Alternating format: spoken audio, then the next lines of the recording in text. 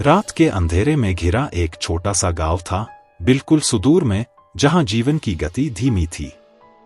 इस गांव का नाम था नंदपुर, जो घने जंगलों से घिरा हुआ था। यहां के लोग सरल और धार्मिक थे, लेकिन एक घटना ने उनकी साधारण जिंदगी को बदल दिया। गांव के लोगों के बीच एक भयानक कहानी प्रचलित थी, मृत्यु की पुकार। कहा जाता था कि जब इस पुकार को कोई सुनता तो उसकी मौत निश्चित थी। इस पुकार के पीछे का सच कोई नहीं जानता था, लेकिन यह विश्वास पूरे गांव में फैला हुआ था। अक्टूबर की एक रात थी, जब पहली बार गांव के एक युवक रमेश ने इस पुकार को सुना। वह खेत से वापस लौट रहा था, जब उसने सुनसान रास्ते पर चलते हुए एक अजीब सी आवाज सुनी। यह आवाज किसी औरत की थी, जैसे वह उसे बुला रही हो। रमेश, रमेश। उसकी रीढ़ में ठंडक दौड़ गई। वह इधर उधर देखने लगा, लेकिन उसे कुछ नहीं दिखा। घर पहुंचकर उसने अपनी पत्नी से इस घटना का जिक्र किया, लेकिन उसने इसे रमेश की थकान मानकर नजरअंदाज कर दिया। अगली सुबह रमेश अपने काम पर गया, लेकिन उसके मन में रात की वह आवाज बसी हुई थी। गांव में चर्चा होने लगी थी कि रमेश ने शायद मृत्यु की पुकार सुनी थी। गांव के बड़े बुजुर्गों ने उसे पूजा पाठ करने की सलाह दी, लेकिन रमेश ने इसे अंधविश्वास मानकर टाल दिया। वह युवक था जो इन बातों पर विश्वास नहीं करता था। तीसरे दिन जब रमेश ने फिर वही आवाज सुनी, तब वह डर गया। इस बार आवाज और भी साफ थी, जैसे कोई उसके बहुत करीब हो। उसने चारों ओर देखा, लेकिन अंधेरा और घना होता जा रहा था। अचानक एक साया उसकी आंखों के सामने से गुजरा। रमेश ने महसूस किया कि उसकी सांसें तेज हो रही हैं और दिल धड़कने लगा है। उसकी हालत इतनी खराब हो गई कि अगले ही दिन उसकी मृत्यु हो गई। गांव में भय का माहौल छा गया। रमेश की रहस्यमयी मौत के बाद गांव के कई और लोग भी इस पुकार को सुनने लगे। हर बार जब यह आवाज सुनाई देती, कुछ दिनों के भीतर उस व्यक्ति की मौत हो जाती। गांव में दहशत फैल गई और लोग अपने घरों से बाहर निकलने से डरने लगे। गांव का एक युवा, मोहन, जो शहर में पढ़ाई करता था, छुट्टियों में गांव आया हुआ था। उसने इस कहानी को एक चैलेंज की तरह लिया। वह इन घटनाओं के पीछे का सच जानना चाहता था। उसने गांव के सबसे बूढ़े आदमी बाबा हरिहर से इस बारे में पूछा। बाबा ने बताया कि यह घटना वर्षों पुरानी है। कहा जाता है कि इस गांव के पास के जंगल में एक स्त्री का आत्मा भटकती है, जिसे किसी ने निर्दयता से मार डाला था। उसकी आत्मा बदला लेने के लिए गांव के लोगों को बुलाती है। जिसने भी उसकी पुकार सुनी, उसे मृत्यु से कोई नहीं बचा सकता। मोहन को इस बात पर यकीन नहीं हुआ। उसने निर्णय लिया कि वह उस जंगल में जाएगा और खुद इस रहस्य की पड़ताल करेगा।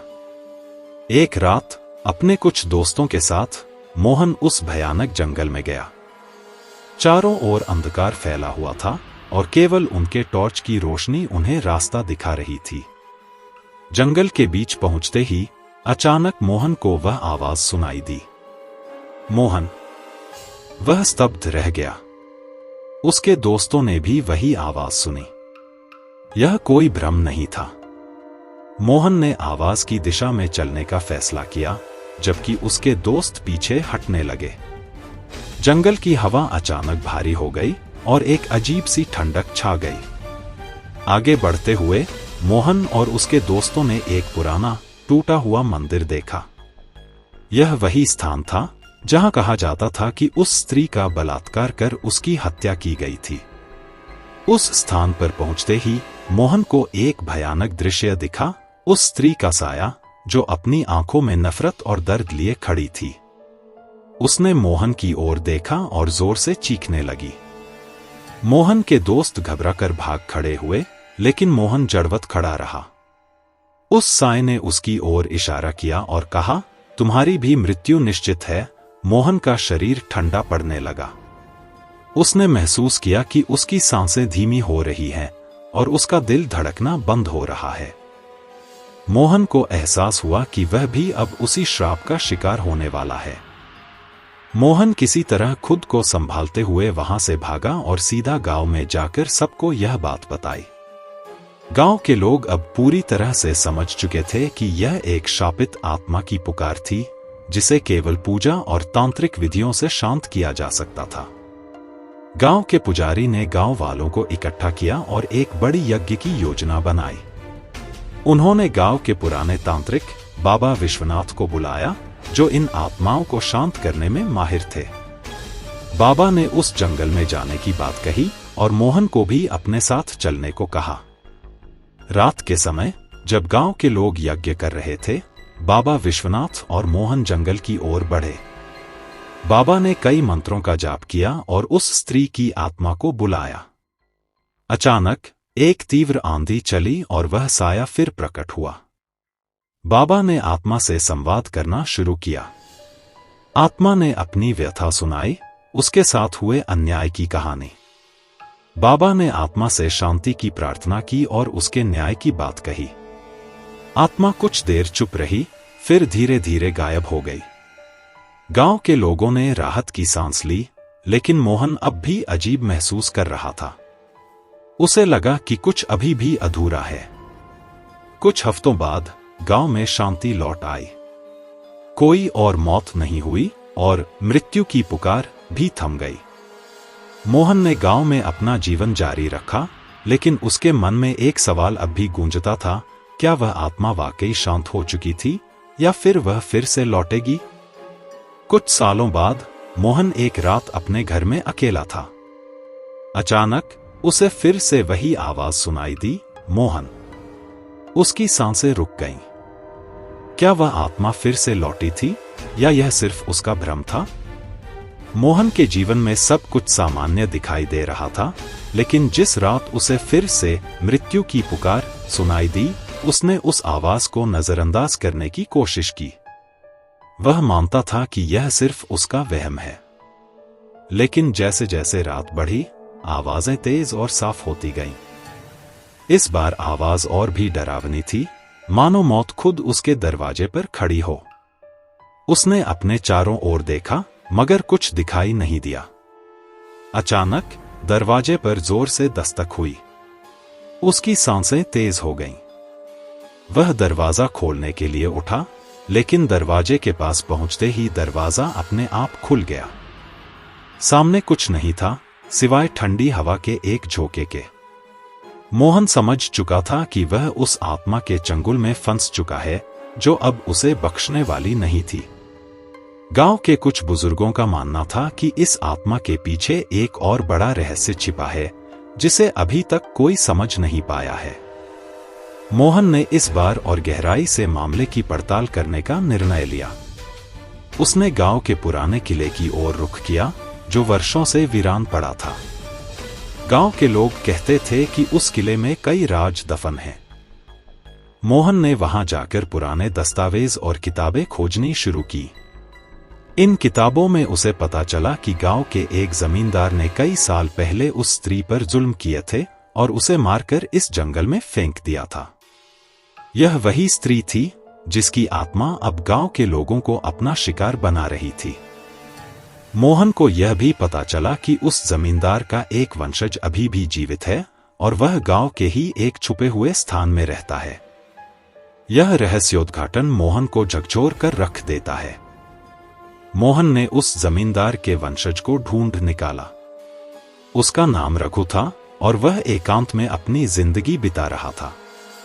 रघु को अपनी विरासत का काला सच मालूम था, लेकिन वह अब तक इससे भागता रहा था। मोहन ने उससे सच्चाई जानने की कोशिश की, लेकिन रघु इस बारे में बात करने से डरता था। अंततः रघु ने मोहन को बताया कि जब तक उस स्त्री की आत्मा को न्याय नहीं मिलेगा, वह गांव के लोगों को मारती रहेगी। उसकी आत्मा सिर्फ तब शांत होगी जब उसकी हत्या का सही जिम्मेदार दंडित होगा। मोहन और रघु ने मिलकर एक योजना बनाई। उन्होंने गांव के बाकी लोगों को भी साथ लिया और उस स्थान पर गए जहां उस स्त्री की आत्मा प्रकट होती थी। वहां एक विशेष अनुष्ठान किया गया। बाबा विश्वनाथ ने आत्मा को बुलाया और इस बार आत्मा बेहद क्रोध में थी। रघु ने आत्मा के सामने अपनी गलती स्वीकार की और अपने पूर्वजों द्वारा किए गए अपराधों की माफी मांगी। आत्मा ने उसे देखा और कुछ पल के लिए शांत हो गई। फिर उसने एक भयानक चीख के साथ रघु को अपने वश में कर लिया। रघु की आंखें सफेद हो गईं और उसके शरीर से खून बहने लगा। वह जमीन पर गिर पड़ा और उसकी मौत हो गई। इसके साथ ही आत्मा शांत हो गई और धीरे धीरे गायब हो गई। गांव में अब शांति लौट आई थी, लेकिन मोहन जानता था कि इस शांति के पीछे एक बहुत बड़ी कीमत चुकाई गई थी। गांव अब अपने पुराने दिनों की तरह शांत हो गया था। लोग अपने अपने काम में लग गए और मृत्यु की पुकार की कहानी भी धीरे धीरे समय के साथ खो गई। लेकिन मोहन के मन में एक सवाल बार बार उठता था, क्या आत्मा सच में शांत हो चुकी थी या फिर वह फिर से वापस आएगी? कुछ महीनों बाद एक रात जब मोहन अपने घर में सो रहा था, उसे फिर वही आवाज सुनाई दी, धीमी पर स्पष्ट। मोहन। उसकी रीढ़ में ठंडक दौड़ गई। उसने महसूस किया कि उसकी कहानी अभी खत्म नहीं हुई है। मोहन के जीवन में मौत की पुकार फिर लौट आई थी। यह पुकार अब सिर्फ उसके कानों में गूंजती नहीं थी, बल्कि यह उसकी हर सांस, हर रात का हिस्सा बन गई थी। मोहन अब जान चुका था कि यह सिर्फ एक आत्मा नहीं थी, बल्कि इसके पीछे कुछ और भी शक्तियां काम कर रही थीं, शक्तियां जो अदृश्य थीं पर अत्यधिक खतरनाक। इस बीच गांव में एक और रहस्यमय व्यक्ति का आगमन हुआ। वह एक साधु था जो बेहद शक्तिशाली तांत्रिक माना जाता था। उसका नाम अघोर बाबा था। उसने गांव में आते ही मोहन से संपर्क किया और उसे बताया कि मृत्यु की पुकार केवल एक आत्मा की पुकार नहीं थी। यह एक प्राचीन श्राप था जो इस गांव के साथ जुड़ा हुआ था, और यह श्राप कई पीढ़ियों तक गांव को नष्ट करने के लिए काम कर रहा था। अघोर बाबा ने मोहन को बताया कि इस श्राप के पीछे सिर्फ एक आत्मा नहीं, बल्कि अनेक आत्माओं का एक गठबंधन था जो कई वर्षों से पीड़ित थी। ये आत्माएं उस स्त्री की मृत्यु के बाद इस गांव में बंद हो गई थीं और अब उनका बदला लेने का समय आ गया था। बाबा ने कहा कि केवल मोहन ही इस श्राप को खत्म कर सकता है, क्योंकि उसका अतीत इस श्राप से जुड़ा हुआ था। मोहन को अपनी पिछली पीढ़ियों के पापों का प्रायश्चित करना होगा और उन आत्माओं को शांति देनी होगी। लेकिन यह आसान नहीं था। मोहन को एक खतरनाक अनुष्ठान से गुजरना होगा, जिसमें उसकी जान भी जा सकती थी। अघोर बाबा ने मोहन और गांव के कुछ प्रमुख लोगों को लेकर जंगल के एक गुप्त स्थान पर जाने का निर्णय लिया। यह वही स्थान था जहां कभी गांव के पूर्वजों ने उन आत्माओं के साथ अन्याय किया था। बाबा ने बताया कि इस स्थान पर एक बहुत बड़ा बलिदान देना होगा, जिससे आत्माओं को मुक्ति मिलेगी। मोहन के सामने यह बड़ा प्रश्न था, क्या वह इस बलिदान के लिए तैयार है? क्या वह अपनी जान को दांव पर लगाकर गांव को बचा सकेगा? रात के अंधेरे में अनुष्ठान की तैयारी शुरू हुई। जंगल की हवाएं तेज हो गईं और चारों ओर अजीब सी आवाजें गूंजने लगीं। जैसे जैसे अनुष्ठान आगे बढ़ा, आत्माओं का आना शुरू हो गया। वे मोहन के चारों ओर मंडराने लगीं, उसकी शक्ति को चुनौती देने के लिए तैयार थी। अनुष्ठान के दौरान मोहन ने खुद को आत्माओं के साए में घिरा पाया। अघोर बाबा ने उसे मंत्रों का जाप करने के लिए कहा, लेकिन जैसे ही उसने मंत्र पढ़ना शुरू किया, आत्माएं और भी भयंकर हो गईं। उनकी चीखें और क्रूरता मोहन की आत्मा को चीरने लगी। एक आत्मा ने मोहन के पास आकर कहा, तुम्हें उसी दर्द का अनुभव करना होगा जो हमने सहा है। मोहन का शरीर कांपने लगा और उसकी आंखों के सामने भयानक दृश्य आने लगे, उस स्त्री की हत्या, उसकी यातनाएं और उन आत्माओं का क्रोध। मोहन अब समझ गया था कि इन आत्माओं का बदला सिर्फ एक न्याय की मांग नहीं, बल्कि पीड़ा और दर्द का अंत था। अघोर बाबा ने मोहन को बताया कि आत्माओं को शांत करने का एक ही तरीका है, स्वेच्छा से बलिदान देना। मोहन को खुद को आत्माओं के सामने समर्पित करना होगा, ताकि वे उसे अपना अंतिम शिकार बनाकर शांति पा सके। मोहन ने कठिन निर्णय लिया। उसने अपनी जान की परवाह किए बिना खुद को आत्माओं के सामने प्रस्तुत किया। आत्माएं उसके चारों ओर एक भंवर की तरह घूमने लगीं। जैसे ही मोहन ने अपनी आंखें बंद की और अपने दिल से उन्हें माफी मांगी, एक अद्भुत घटना घटी। आत्माएं धीरे धीरे गायब होने लगीं और उनके स्थान पर एक शांति छा गई। लेकिन यह शांति केवल कुछ पल की थी। अघोर बाबा ने चेतावनी दी थी कि अंतिम आत्मा सबसे भयानक होगी और वह तब तक शांत नहीं होगी जब तक उसे उसकी पूर्ण शक्ति नहीं मिलती। यह आत्मा गांव के जमींदार की थी, जिसने इन सब घटनाओं को जन्म दिया था। उसकी आत्मा अब भी जंगल में भटक रही थी और मोहन पर अपनी नजरें गड़ाए हुए थी। आखिरी रात, जब मोहन ने सोचा कि सब कुछ खत्म हो चुका है, उसे एक और पुकार सुनाई दी। मोहन! यह आवाज और भी भयानक थी। इस बार मोहन जान चुका था कि उसे आखिरी बार इस आत्मा का सामना करना होगा। उसने अघोर बाबा से अंतिम अनुष्ठान की तैयारी करने को कहा। इस बार दाव और भी बड़ा था। मोहन की आत्मा ही इस श्राप से गांव को मुक्त कर सकती थी। आखिरी रात में जंगल की ओर एक बड़ा अनुष्ठान शुरू हुआ।